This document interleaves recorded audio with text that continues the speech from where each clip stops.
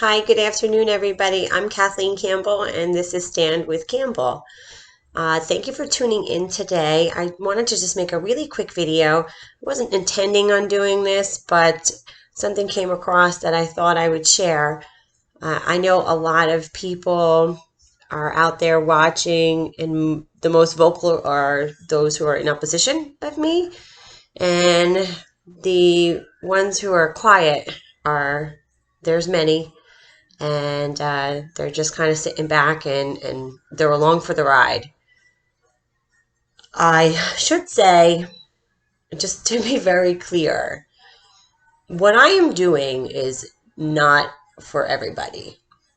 What I am doing is attempting to protect my rights as a parent, to have a say in what my child is and is not exposed to during his educational process in public schools, in government schools. A lot of the curriculum changes, let's be frank, nobody knew about. In fact, half the people who are in opposition to me, I know that they had no clue what is in the curriculums because they've written it on Facebook groups.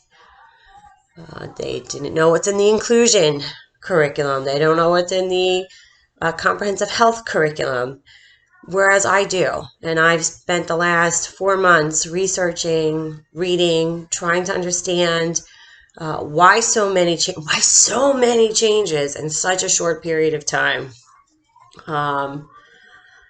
So the long and the short, I'm here trying to protect my child from subject matter that I don't feel is appropriate for his age yet. And I'm here to defend my parental rights to be a part of that process, and to really just try to get the district to be more transparent. Because the reality of it is, I can assure you that many people who watch these videos, they had no idea half of these laws were passed. They had no idea that this curriculum was being implemented in our school district. And that's because the district has not been transparent about it. These are laws that were put in effect by Governor Murphy. Yes, some of them we don't have a choice in regards to, such as the diversity, equity, and inclusion. However, social emotional learning in our district is just a district goal. It's not a state mandate. So theoretically, parents should be allowed to opt out of that if they choose to. However, we're not. They're basing it under academic freedom. So either way, the point of this video today is to share a little bit of a win, a little success story for those of you who are of the same mindset as myself and who is doing the dirty work, trying to review curriculum, trying to get an understanding of what our children will be exposed to, and taking all those necessary steps to make sure that you are aware of what's taking place in your child's education. So I speak with a few other parents in our community who have also been reviewing the curriculums. And in those conversations, it came to my attention that I needed to start looking at the books that our children were being given to read for certain classes. So I went into English language arts, for 6th grade, and I came across a book, The House on Mango Street by Sandra, I say this wrong all the time, Cisernos. And I Googled the book to get an idea as to what some of the content was, and I wasn't quite sure how I felt about it, so I got the book and I read it. Surprisingly enough, a fellow resident in Rutherford gave it to me, and the woman who I got it from was quite perplexed as to why I would be picking it up for 6th graders. She had told me that she read it as an adult, and although it was an easy read, she didn't feel that it was appropriate for children of like a 6th grade level. So went home, I read it. It was a breeze. But there was a chapter called The Red Clowns where the main character is raped at the carnival. And it was heartbreaking to read. It was not very graphic, but as a 41-year-old woman who knows women who have been raped and who have been sexually assaulted, for me to read that, it was a little jarring. And then to imagine our sixth graders reading a book with that content, that it just doesn't make sense as to why it was necessary. I believe that there is a time and place for everything. I do not believe sixth grade is the place for a story that has a rape scene in it. There are so many other great pieces of literature that capture diversity in maybe still in a way that could be jarring to some people, but the hypersexuality of this book, the rape, it just doesn't seem appropriate to me. And that's my opinion. I'm allowed to have that for sixth graders. So I brought it to the attention of Superintendent Hurley in a in-person meeting that I had with him and Principal Joan Carey on October 18th. And he promised me he'd get back to me. I hadn't heard from him. It's almost a month later, so I figured I'd follow up with him today. And he got back to me this afternoon, apologizing for the delay in response. I don't begrudge him for that because he's probably been navigating all of my emails.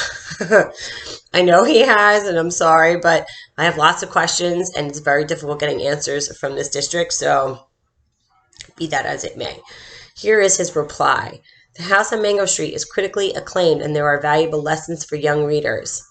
Many schools do have the book on the sixth grade level. However, I do think that it would be more appropriately placed at a higher grade level. We have put the book in abeyance, removing it as an option for sixth grade. We will review the proper placement of the novel with middle school and high school teachers in the spring for potential use in the, here's a little typo here, 2022 to 2023 school year. Regards, Jack Hurley. So first off, I want to say thank you. I appreciate you taking the time to, one, listen to my concerns about it, and then two, taking the steps to go in and look and see why it was placed where it was. One thing I can assure all of you watching this, if Jack Hurley was not in agreement with me, that would not have been removed from the curriculum. Trust me. He pushes back on a lot of things, and that's just part of his job, right?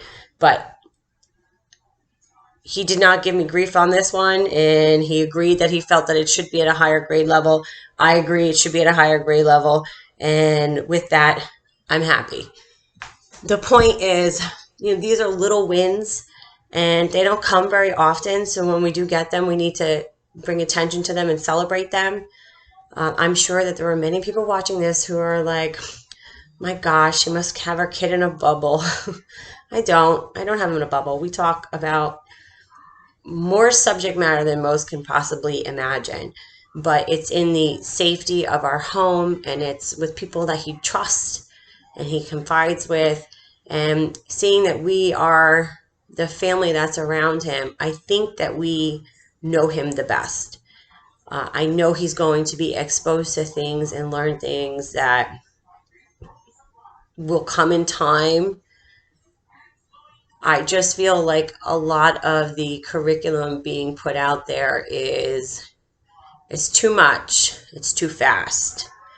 And I fear that the focus is going away from actual academia and more on like feelings and emotions and topics that maybe should be reserved for family.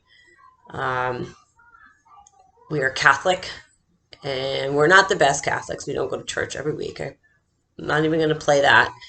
But we have our beliefs, and a lot of the topics that are coming up are in conflict with those beliefs. And we weren't prepared for this, so we don't even know how to tackle it. And I guess we just need to go speak with the church and see what we can do. But at the same time, it's just, it makes so many complexities because parents weren't even consulted. And that's one of the things that's supposed to take place when curriculum changes are made, but we weren't. Again, some of these are on the state level, but some of it was on the local Rutherford Board of Education. And I didn't get a notice about social emotional learning being something that they wanted to really take on this year as a result of COVID. Everyone seems to use that as a reason to implement social emotional learning now. But anyway, not to digress. That's really all. I just wanted to share the win. I'm proud of it. I know some people are going to mock it and be my guest. I feel like I won today. And I know that the other parents that I've been working with, or not working with, we're not a group. Everybody does their own thing, and we kind of share what we find. And it's been invaluable in this process. So for those of you who think that you can't do this, you can do this. I'm a stay-at-home mother. I left my career in 2018 to be able to be a full-time mom. And I went from managing multiple multi-million-dollar projects at a time to managing a family and a home and my son's curriculum. So this is a new challenge, but the point is, no matter who you are, you can do it.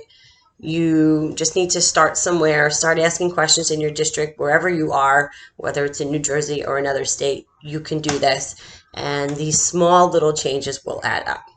So with that, thank you for listening. Good luck. If anybody has any questions, feel free to email me. Feel free to put them in the comments below.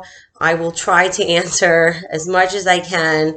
I have tons of curriculum for the Rutherford Public School systems in terms of the diversity, equity, inclusion, in terms of the comprehensive health and physical education, and I'm missing one. Oh, the social emotional learning. I have a whole Google Drive with everything that I've been putting together. Like and subscribe to my page, and if you do and you would like to see what I've collected, then I'll be happy to share with you. Thank you again for listening, and be well, everybody.